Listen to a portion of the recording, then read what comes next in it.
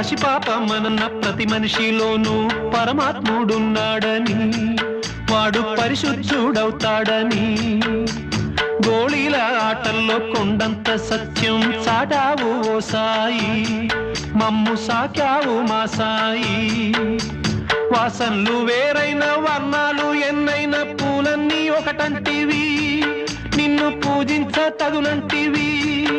మా తడిలేని హృదయాల దయతోటి తడిపి కలుపుల్ని తీసేస్తివి, మాలో కలతల్ని మాపేస్తివి.